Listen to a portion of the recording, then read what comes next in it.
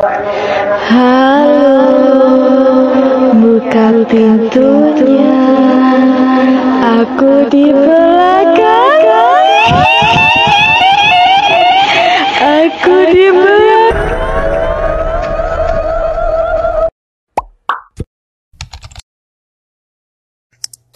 Hai guys, Assalamualaikum warahmatullahi wabarakatuh. Thank you selalu cari gue di YouTube. Apa kabar guys? Semoga selalu dalam keadaan baik dan semoga teman-teman semua juga selalu dikelilingi sama orang-orang baik juga. Dan terima kasih selama ini udah selalu support gue sampai detik ini dan thank you. Dan buat kalian yang belum subscribe, jangan lupa subscribe, like, komen, dan share sebanyak-banyaknya video gue agar gue semakin semangat untuk bikin video berikutnya. Nah, pada kesempatan kali ini, gue bakal bahas salah satu urban legend yang cukup menarik tapi mengerikan, yang datangnya dari negara yang cukup dekat secara emosional dengan kita, yaitu negara Jepang. Ya, masing-masing wilayah pasti punya cerita urban legend tersendiri yang sering diomongin sama setiap orang, termasuk datangnya dari negara Jepang ini. Di Jepang sendiri terdapat urban legend yang cukup mengerikan dan sangat terkenal, bernama Hitobashira. Kalau diterjemahkan artinya adalah pilar manusia. Legenda ini cukup mengerikan karena untuk membangun bangunan penting mereka harus mengubur manusia secara hidup-hidup sebagai tumbal pondasi agar bangunan itu kokoh dan kuat. Serem ya. Dan ternyata Hitobashira ini dianggap sebagai proyek umum sampai abad ke-16. Bahkan ada yang mengatakan juga Hitobashira masih dipakai sampai abad ke-20. Menurut kepercayaan di daerah itu, diyakini bahwa pengorbanan roh-roh manusia akan menenangkan roh-roh di daerah tersebut, terutama roh-roh sungai yang daerahnya sering terkena banjir. Mereka juga digunakan untuk melindungi kastil dari serangan, kebakaran, bahkan bencana, baik bencana yang disebabkan oleh manusia maupun alam. Ini mengingat karena perebutan wilayah pada saat itu masih berlangsung, sama halnya di Indonesia, perebutan kerajaan-kerajaan kuno pada zaman dahulu.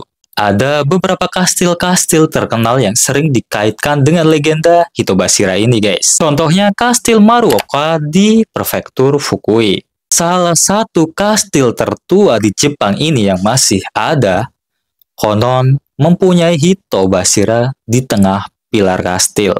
Ceritanya pada saat kastil Maruoka ini lagi dibangun, temboknya ini selalu runtuh.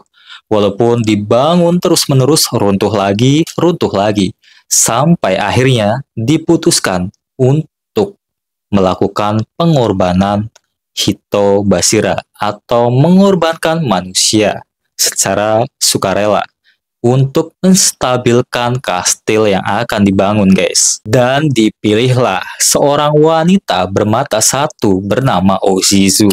Dia dipilih sebagai pengorbanan Hitobashira dan sebagai hadiah anaknya nanti akan dijadikan sebagai samurai. Setelah dia dikorbankan dan kastil selesai dibangun, tetapi anaknya belum diangkat menjadi samurai, saat itu juga penguasa kastil dipindah ke provinsi lain, dan janji itu nggak pernah ditepati. Akhirnya, setiap tahun setelah kejadian itu, maka kastil itu pun sering kebanjiran, hampir setiap tahun.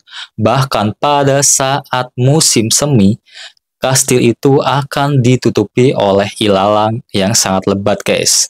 Dan orang-orang percaya bahwa itu merupakan pembalasan dari arwah Oshizu yang janjinya nggak ditepati. Dan hujan yang terjadi disebut sebagai air mata Oshizu. Setelah itu, sebuah monumen didirikan untuk Oshizu, diharapkan agar bisa menenangkan arwah si Oshizu ini guys. Ternyata nggak cuma kastil satu ini aja guys, yang pembangunannya menggunakan pengorbanan arwah manusia atau Hitobashira.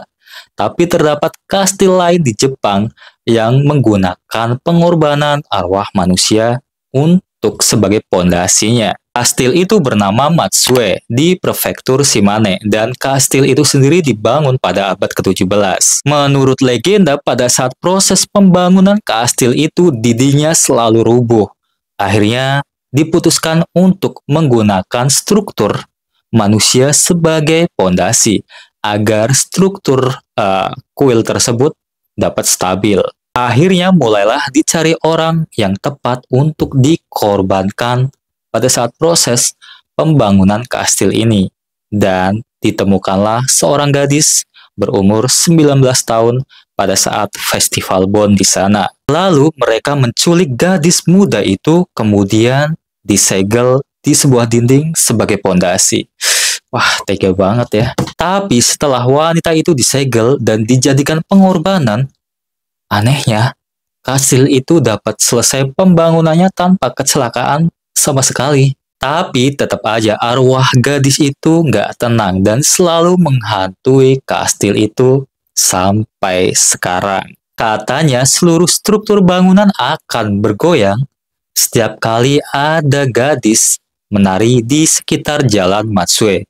Dan setelah kejadian itu nih, nggak boleh tuh ada yang nari di sekitar jalan Matsue. Walaupun nggak ada bukti nyata yang mengindikasikan bahwa proses ini atau proses menggunakan arwah manusia pada saat membangun kastil di Jepang, tetapi ya namanya legenda pasti akan terus dibicarakan sampai turun-menurun, bahkan sampai sekarang guys. Nah, dari cerita urban legend yang ada di Jepang tadi, sebenarnya di Indonesia juga ada juga, yaitu dikenal dengan nama Tumbal Proyek.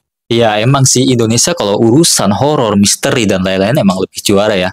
Karena daripada urban legend yang ada di Jepang tadi, sebenarnya cerita urban legend kali ini yang gue ceritain lebih serem lagi sih. Kisah Tumbal Proyek terjadi pada tahun 1914 sampai 1915. Saat itu, kereta api negara sedang membangun jalur antara Cirebon dan Kroya. Dibangunnya jalur kereta api yang baru ini bertujuan untuk mempercepat perjalanan kereta api dari jalur selatan ke Batavia atau Jakarta yang pada saat itu menjadi pusat pemerintahan kolonial. Dikatakan pembangunan jalur baru ini merupakan yang tersulit karena memang kondisi geografis yang cukup berat dan beresiko karena melewati perbukitan di daerah Notok serta luasnya dan dalamnya Sungai Serayu. Pembangunan jalur baru ini juga cukup menelan banyak korban jiwa karena emang pada saat itu menggunakan sistem kerja paksa. Dan hal ini juga semakin didukung atau dibuktikan dengan adanya makam di atas jalur kereta api di Notok. Dan makam itu merupakan makam para pekerja paksa saat itu. Bayangin. Nah, ini nih paling serem. Dikatakan menurut warga sekitar bahwa di salah satu pilar Sungai Serayu terdapat salah satu grup lengger yang dijadikan tumbal pembangunan pilar itu pada saat itu guys. Bayangin, bukan satu orang, dua orang, satu grup lengger. Oh my god.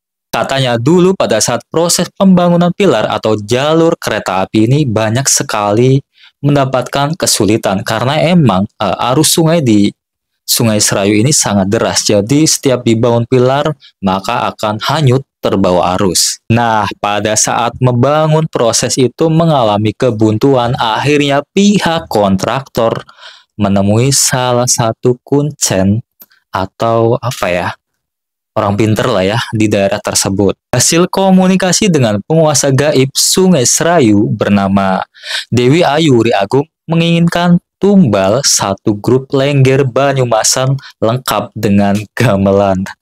Gak tanggung-tanggung ini. Akhirnya dicarikanlah grup lengger Banyumasan dengan dalih syukuran dan untuk menghibur para pekerja jembatan itu. Karena dibayar 3 kali lipat dan dibayar di depan, ya grup lengger banyak yang mau dong, bahkan banyak yang antri untuk tampil di acara itu guys. Tepat jam 9 malam, para penari serta penabuh gamelan pun mulai turun ke dasar konstruksi yang sebelumnya perlengkapan mereka udah dibawa turun terlebih dahulu. Dan dua gadis berumur 19 tahun mulai menari di dasar konstruksi, guys. Para pekerja bersama menir Belanda menonton dari atas lubang. Bisa bayangin kan, mereka di bawah, terus ada yang nonton di atas lubang. Para pekerja juga sebenarnya tahu bahwa akan terjadi pembunuhan massal, tapi ya mereka nggak bisa ngapa-ngapain karena mereka diawasi oleh para mandor. Bisa dibayangkan pertunjukan Lengger yang harusnya menyenangkan berubah menjadi garing dan sangat mencekam. Dan tepat jam 12 malam, aku ulangi, tepat jam 12 malam, tiba-tiba obor dimatikan. Karena ya pada zaman dulu belum ada listrik kan, hanya menggunakan obor. Dan tepat jam 12 malam semua obor dimatikan oleh para centeng. Bahkan tangga untuk menuju ke atas ditarik sama para pekerja lain yang berada di atas. Ya para penari plus penabuh gamelan yang ada di bawah kebingungan.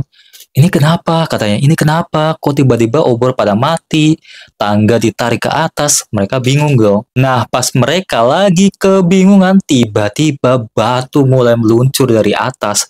Bahkan semen yang sudah disiapkan pun meluncur dari atas. Otomatis para penari dan penabuh gamelan pada saat itu terkubur secara hidup-hidup.